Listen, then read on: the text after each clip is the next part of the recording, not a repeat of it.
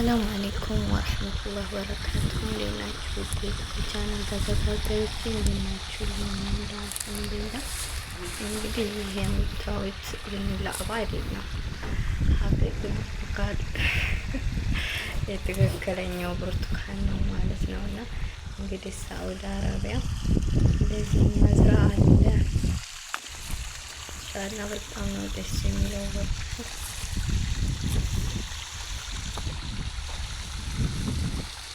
እኔ ግን የሚገርመኝ ከሀገራችን ፈዋኪ እንትን ነው ያኔ አለ በብዛት አብዛኛው ግን ውድ ነው። አንዷ ፍሬ አሁን ብርቱካን 50 ብር ምናምን አንዷ ፍሬ እንግዲህ ተኸየሉ። እዚህ ሀገር ግን ካርቶኑ 20 ብር ነው። 20 ብር አንዳንድ ጊዜ ወቅቱ ሲሆን ጭራሹን ከ15 ምናምን ብር ይሆናል። እና አሁን ላይ የብርቱካን ወቅት ነው እዚህ ሀገር መሻለ። ኢትዮጵያ ግን የብርቱካን ወቅት ሆነም አልሆነም ብርቱካን ይሄ ፈዋኪ ማንጎ ምናምን ውድ ነው። ለምንድን ነው ነው እኮ የምለው። ገበሬው ነው ሰው ነው የሚያመርተው፣ ግን በጣም ውድ ነው። እና እዚህ ሀገር ግን መሻለ ሁሉም ነገር ነው። ቢያንስ 5 ብር አንዷ ሀባ እንኳን 5 ብር ብትሆን አሪፍ ነበረ ለልጁ ለሁሉም ማለት ነው። ግን 50 ብር ከባድ ነው። እያየን በሽታ ማለፋችን ነው ኢንሻአላህ ኢንሻአላህ። እና እዚህ ሀገር እንደዚህ መዝራ ቦታ ላይ መስራት በጣም ደስ ይላል። እና ይሄን ይመስላል እኛችሁ ካርቶኑ ከዚህ የሚበልጠው ነው። ኢንሻአላህ ብሉ ብርቱካን ሲራክስ በረከሰ ሰዓት ጁስም እየፈጨች ሆነ ፍሬሹን እየገዛችሁ ብሉ። ብርቱካን ወቅት ነው አሁን። የኢትዮጵያ ናት። አብዛኛው ኢትዮጵያ እንደዚህ አረንጓዴ ነው ብርቱካን። ማሻአላህ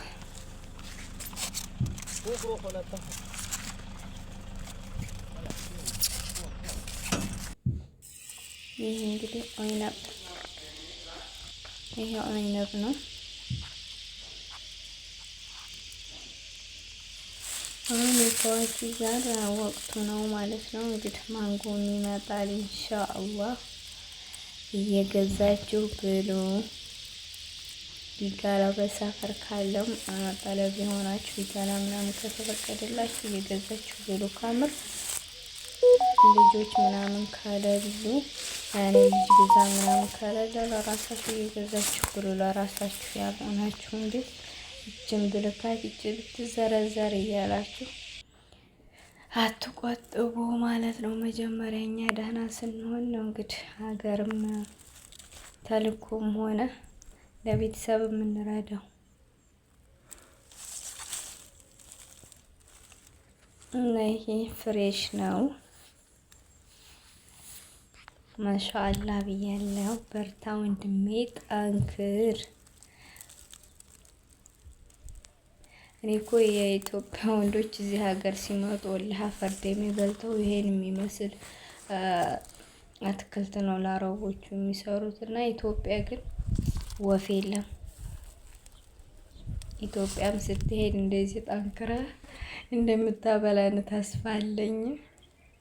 ይህ ደግሞ እኔ ቡና መስሎኝ ነበር። ለካ ቡና እዚህ ሀገር የለም፣ ዘይቱ ነው። ግን የቡና መዝራዓ የለም ሳህ እዚህ ሀገር።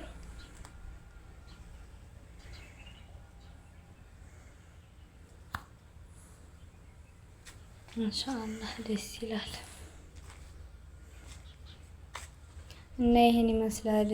ሼር ላይክ እያደረጋችሁ እስኪ አበረታቱን። ዩቲዩብ ላይ ጠፋ ብያለሁ ማለት ነው። ዩቲዩብ ላይ አንድ ሰሞን መጥፋት ከጀመርን በቃ ስሩ አይለም። ለምን እንደው እኔ እንጃ።